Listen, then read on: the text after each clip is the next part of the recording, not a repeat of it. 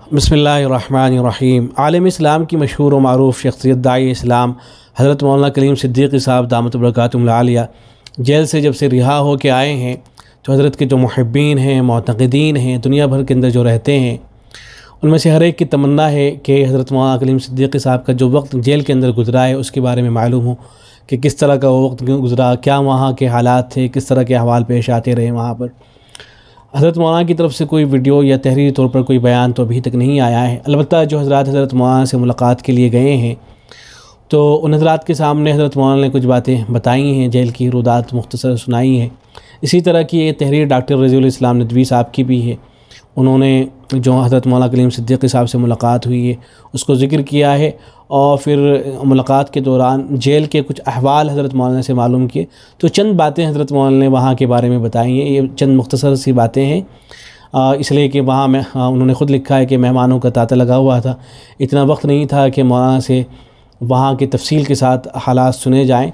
बस कुछ सवालात हज़रत मौलाना से किए गए, उन्हीं के जवाबात हज़रत मौलाना ने दिए। तो ये कुछ बातें हैं, इनको अर्ज़ किया जा रहा है जो तहरीर के अंदर आई हैं।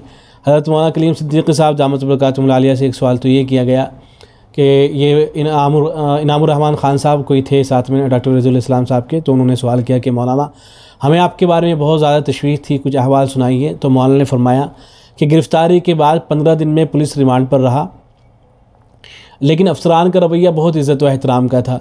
ATS के हेड ने इब्तिदाई में कह दिया था कोई आपसे बदकलामी करे तो मुझे बताइए, यहाँ तक कि अगर कोई आपसे तुम कहकर बात करे तो भी मुझे ख़बर कीजिए।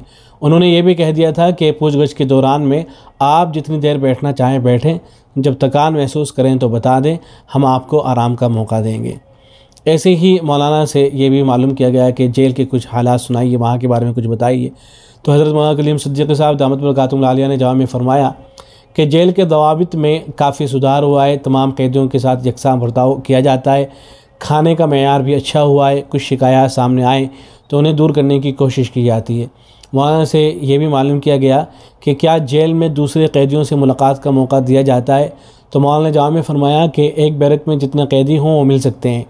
उन्होंने मज़ीद फ़रमाया गैर मुस्लिम कैदी भी हमारा बहुत ख्याल रखते थे, हम जमात से तरावी की नमाज़ पढ़ते थे तो वो उठकर बैठ जाते थे और कोने में दुबक जाते थे।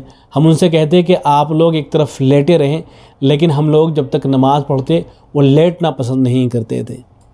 ऐसे ही हज़रत मौलाना से ये भी मालूम किया गया कि क्या जेल के अंदर रहते हुए बाहर के हालात जानने का मौका रहता है। तो जवाब में मौलाना ने फरमाया कि जेल में अखबारात आते हैं, उनसे बाहर की ख़बरें मिलती रहती हैं। जेल में लाइब्रेरी भी है, उससे भी इस्तिफ़ादे का मौका रहता है। तो ये कुछ सवालात थे जो हज़रत मौलाना से किए गए और हज़रत मौलाना ने उनके जवाब मरहमत फरमाए। ये कोई तफसीली रुदात नहीं है।